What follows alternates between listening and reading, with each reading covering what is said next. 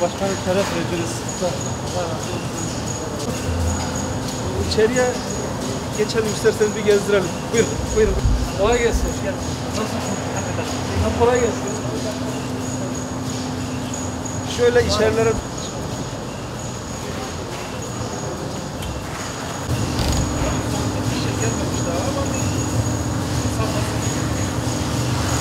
Kolay gelsin.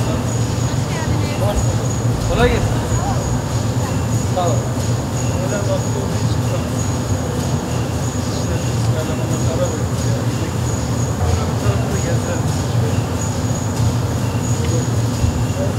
Nakşe pahalı. aynen öyle.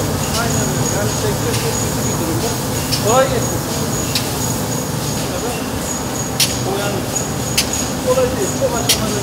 Yani tabii insan böyle el emeğiyle pis kısmı var. Onu görmek isterseniz göstereyim.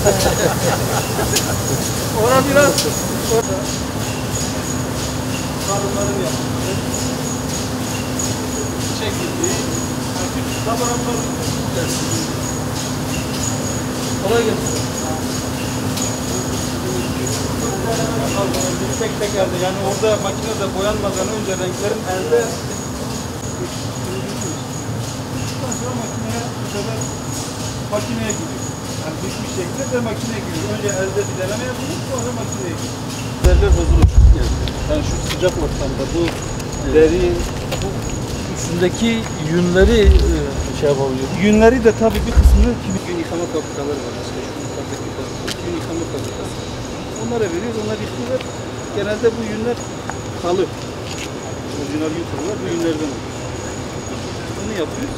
İşte tam deri işlendikten sonra şu korumlama safhasına geliyor. Burada pislik var. Yani şurada turşu dediğimiz şey, turşu edersin bozulmaz. Evet. Bu da aynen öyle. Derimiz burada alanınızdan bozulmaz. Muhafaza ediyoruz böyle.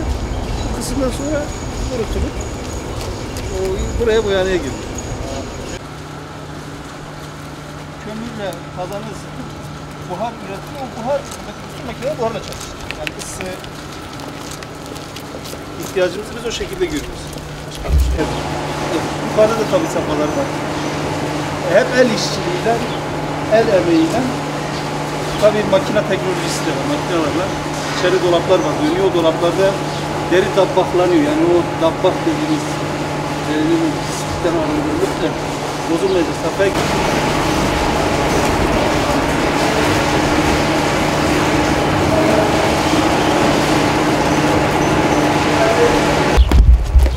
Kolay gelsin.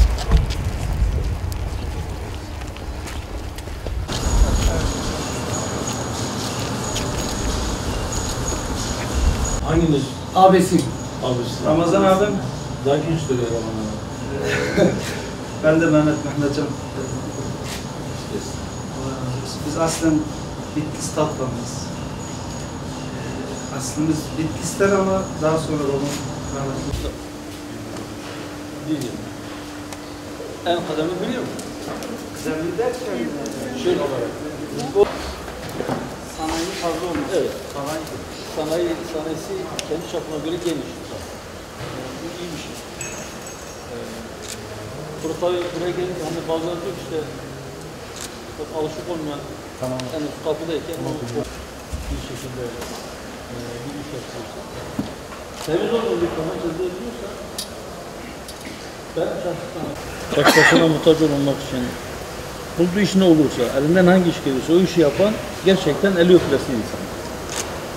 Yani o el boyalı da olsa, bazı kimyasallar bulaşmış da olsa o el öpülesi insan. Eli öpülesi bir insandır ve o el öpülesi bir eldir. Allah size kolaylık versin. Şu anda bazen mesela dokunuyorsunuz işçiye, işçi şikayet ediyor, biz geçinemiyoruz diye. İşverene gidiyorsunuz, o şikayet ediyor ki ben masraflara yetişemiyorum diye. Aslında şunu bilmemiz lazım, genel anlamda bir ekonomik sıkıntı var, bir darboğazın içerisinden geçiliyor. Reel sektör zor durumda. Dolayısıyla reel sektörün çalışanı da, yani sabit gelirimiz de zor durumda. Bir taraftan kalifiye eleman bulmak zor, bir taraftan o kalifiye elemanın istediği ücreti verince bu sefer işveren çok bir şey kazanıyor. Yani tedarik zincirindeki problemlerden dolayı. Küresel manada bir sistem var, bu sistemde kim kazanıyor? Para babası kazanıyor. Kim o para babası?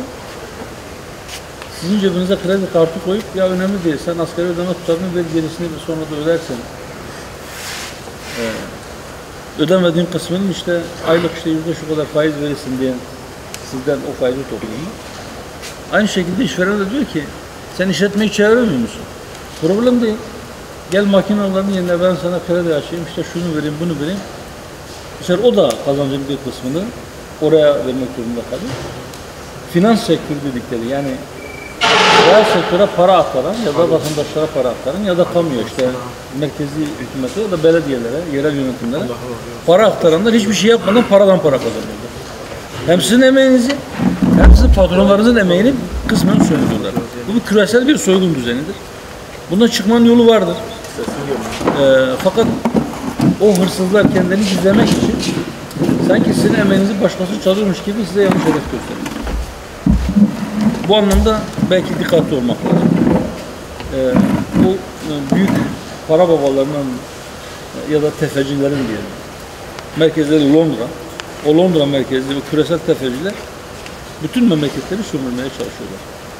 Bazısının az, bazısının çok ama herkesten bir şeyde tır tutuyor. Barışınız daim olsun. Ekmeğiniz büyüsün inşallah. Hem sizin hem patronlarınızın. Allah razı olsun. Sağ olun. Allah size kolaylık versin. Bize aktarmak istediğiniz, bize söylemek istediğiniz. Şimdi biz basınla da bir araya geleceğiz. Gittiğimiz yerlerde farklı kesimlerle bir araya gelmeye çalışıyoruz. Çiftçiyle, köylüyle, gençlerle, kadınlarla,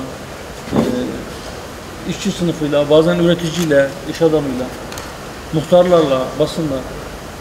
Şimdi Uşak'la ilgili izlenimlerimizi aktarırken hangi konulara temas etmemizi istersiniz?